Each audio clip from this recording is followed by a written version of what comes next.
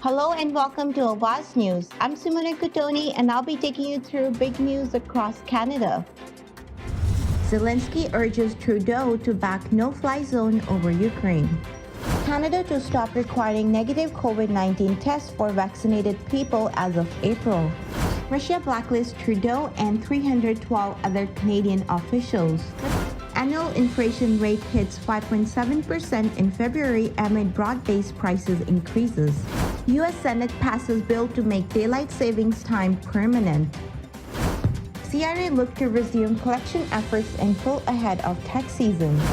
Quebec government seeks to maintain health emergency powers until end of 2022.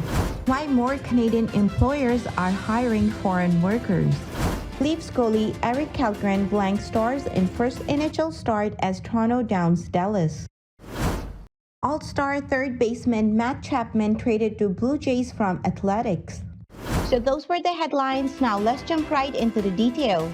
Ukrainian President Volodymyr Zelensky called on Canada to back a no-fly zone, telling Canadian parliamentarians during his virtual address on Tuesday, "Close the airspace, please, to stop the bombing."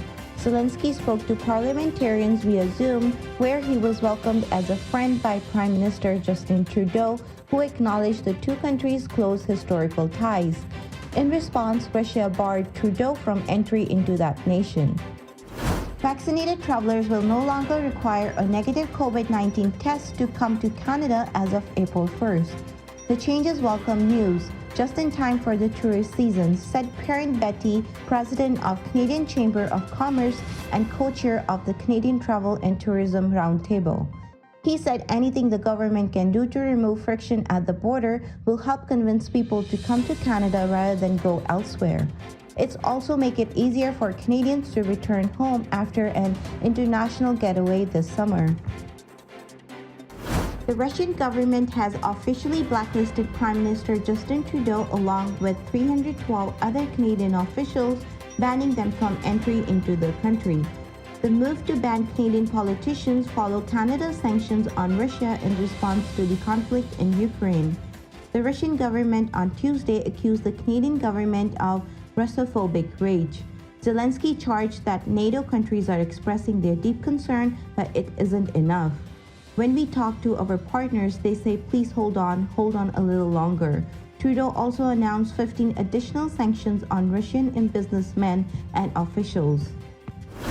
The cost of living jumped in February at a rate not seen in over 30 years on the back of rising prices for gasoline and groceries, which economists warn are set to become more expensive and push inflation rates even higher.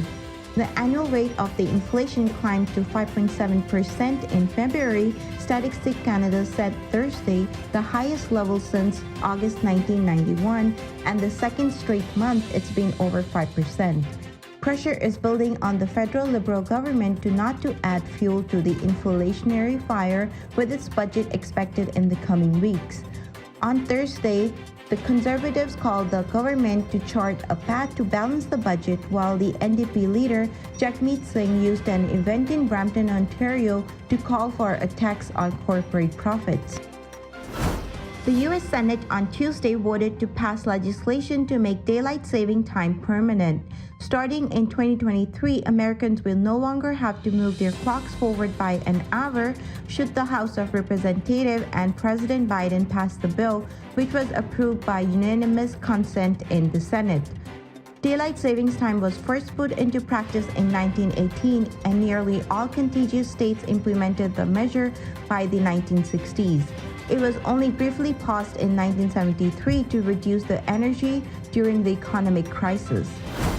After 2 years of governance by decree, Quebec Premier François Legault's government is proposing a way out of the ongoing state of health emergency in the province, a status it has renewed 103 times since the arrival of COVID-19 in March 2020. Bill 28, an act to terminate the public health emergency, was tabled on Wednesday and provides the extension of the emergency powers granted to the government until December 31, 2022. In other words, despite the official end of the state of health emergency, which would end with the expected passage of the bill. Most of the public health restrictions could remain in place until the end of the year. The bill also leaves open the possibility that the health minister may require any document or information necessary to protect the health of Quebec's population in relation to the pandemic.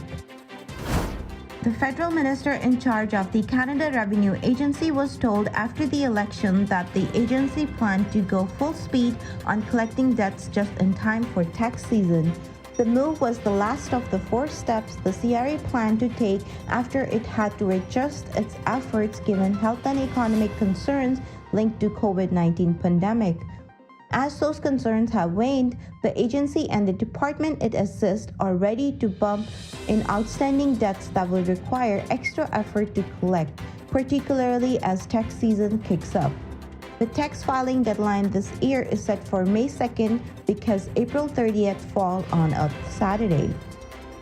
Canadian employers hire hundreds of thousands of international workers every year through more than 100 different work permit pathways. Except for 2020, these numbers have only been going up since 2015 and there are no signs of stopping. Canada is facing a high number of job vacancies and a relatively low unemployment rate, which means there are more jobs open than there are qualified workers to fill them.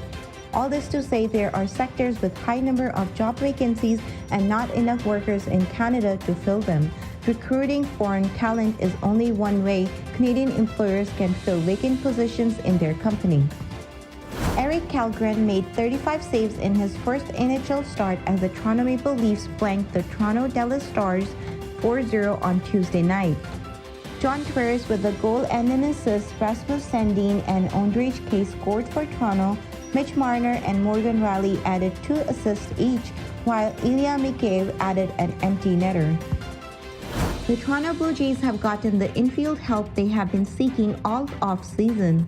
Matt Chapman was acquired by Toronto in a trade with the Oakland Athletic on Wednesday, the Blue Jays have confirmed. Manager Charlie Montoyo said the Blue Jays were excited when the news of the trade broke in their clubhouse at the team spring training facility in Florida. Thank you for tuning in. I'm Simona Cotoni and I'll see you tomorrow, same time, same channel. Adios.